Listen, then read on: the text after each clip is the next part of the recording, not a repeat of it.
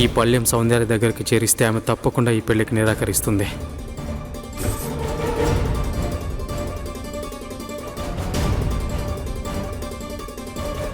ఇదిగో, పెళ్లి కొడుకు పెళ్లి కూతురి కాళ్ళు కడిగే తంతుని పూర్తి చేయి. సౌందర్య కాళ్లను కూడా ఇప్పుడే కడుగు.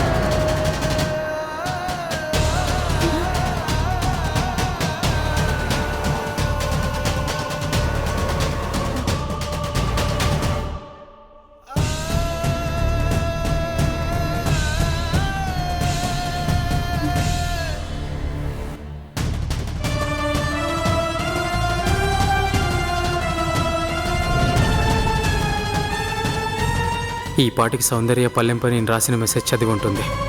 మెసేజ్ చదవగానే సౌందర్యకి అర్థమైపోతుంది మా ఇద్దరికి బలవంతపు పెళ్లి జరుగుతోందని.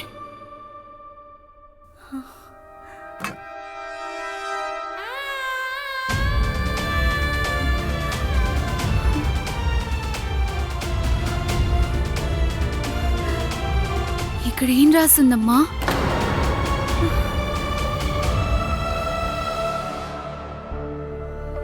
నాకు తెలుసు సౌందర్య, నీకు బలవంతపు పెళ్ళంటే అస్సలు నచ్చదని. ముందు కూడా నువ్వే నన్ను కాపాడావు. మీకు బలవంతపు పెళ్లి జరగబోతోంది, అందుకే కదా నేను అక్కడి నుంచి తీసుకొచ్చాను.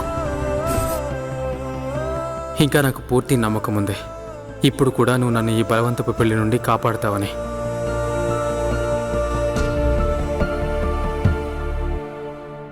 విషయం ఏంటి బావగారు?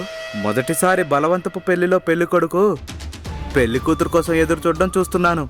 ఇలాంటి పెళ్లిలో పెళ్లి కొడుకులందరూ మండపం నుంచి పారిపోయే ప్రయత్నం చేస్తారు. మా సౌందర్యాన్ని నిజంగానే ప్రేమిస్తున్నారా? ఇది ప్రేమ కాదు, నిస్సహాయత. ఒకవేళ నా తమ్ముడి ప్రాణం ప్రమాదంలో లేకుంటే ఇదే బలవంతపు పెళ్లిలో నిన్ను ఎంతలా కొట్టేవాడినంటే పెళ్లి కొడుకుని పట్టుకోవడం కాదు, ఒక రొట్టె ముక్క పట్టుకోవాలన్నా నీ చెయ్యి వణికిపోయేది. అన్నయ్య, నువ్వెలా ఉన్నావు? ఈశ్వర్ నేను బాగానే ఉన్నాను, నువ్వు కంగారు పడకు. కంగారు పడకుండా ఎలా ఉండమంటావు? నన్ను ఒక్కడిని బండిలో తీసుకొచ్చారు. నువ్వు ఎక్కడున్నావు? అది ఒక మెడికల్ ఎమర్జెన్సీ ఉంది, అందుకే వీళ్ళు నన్ను తీసుకెళ్ళడానికి వచ్చారు. తెలియకుండా అపార్థం చేసుకోవడం వల్ల చిన్న గొడవ జరిగింది. కానీ నువ్వు ఇప్పుడేదో పెళ్లిలో ఉన్నట్టున్నావు.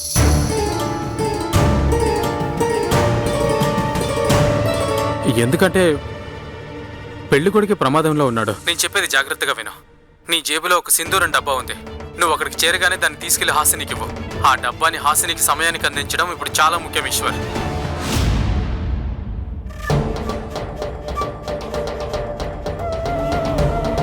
తొందరగా చదువు సౌందర్య.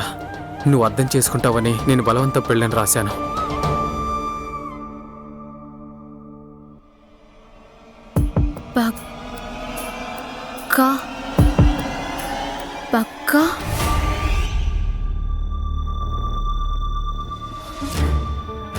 ఇదెవరు రాశారమ్మా? ఇదంతా నాకెలా తెలుస్తుంది? దీన్ని వదిలే. కానీ నాకు తెలుసు. అత్తయ్య,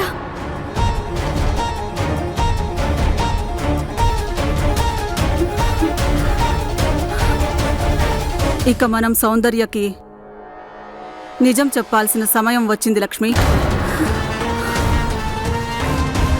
ఏంటా నిజం నానమ్మా?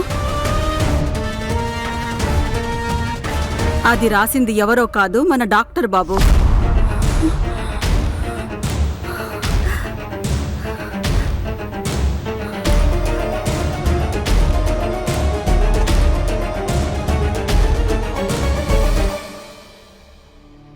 కానీ డాక్టర్ బాబు ఇలా ఎందుకు రాశారు? నిజం తెలుసుకోవాలని ఉందా? ఆ డాక్టర్ బాబు ఇలా ఎందుకు రాశాడో అని?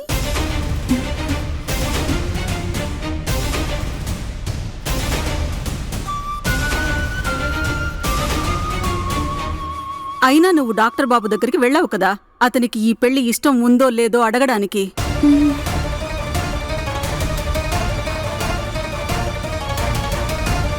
మరి డాక్టర్ బాబు కూడా నిన్ను అడుగుతారు కదా, నువ్వు పక్కాగా ఈ పెళ్లికి సిద్ధంగా ఉన్నావా లేదా అని.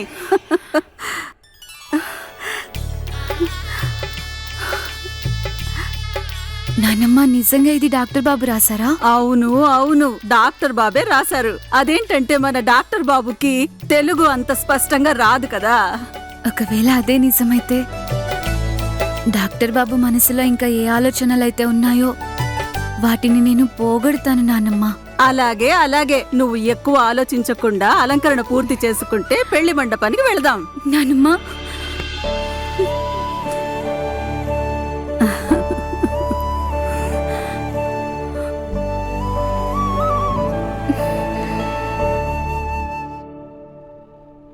ఏ ఇన్స్పెక్టర్,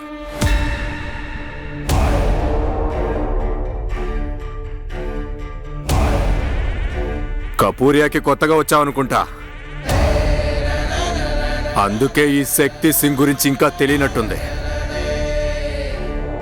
ఇప్పటికిప్పుడే ఈ తాళం ఓపెన్ అయిపోవాలి, లేదంటే మొత్తం స్టేషన్ ఒకే దెబ్బతో బాంబేసి లేపేస్తా.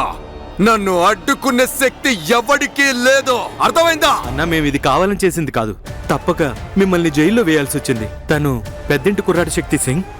అతనికి పెద్దవాళ్ళతో కనెక్షన్స్ ఉన్నాయి. శక్తనా, శక్తనా, అక్కడ ఒక పెద్ద ఘోరం జరుగుతోంది శక్తనా. డాక్టర్ బాబుకి బలవంత పెళ్లి జరుగుతోంది, అది కూడా మీ కాబోయే భార్య సౌందర్యతో.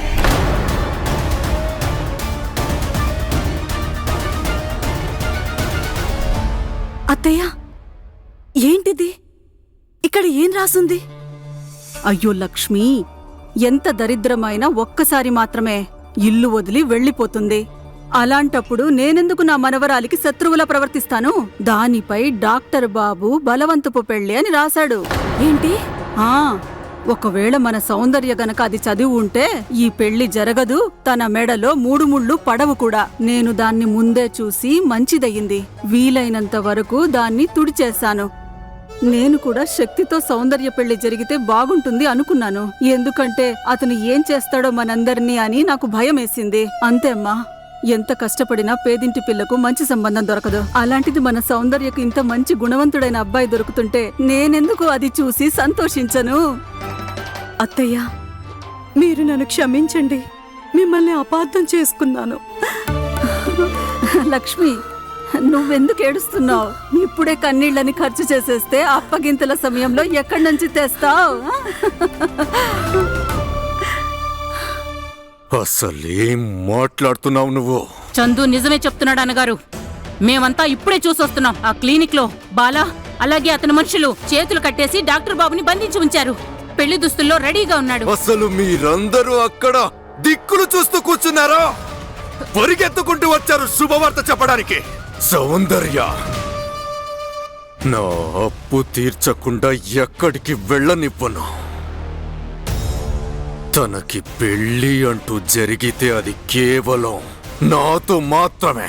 సౌందర్యాన్ని ఎక్కడ అలంకరించాలనే నిర్ణయాన్ని కేవలం ఈ శక్తి సింగే తీసుకుంటాడు.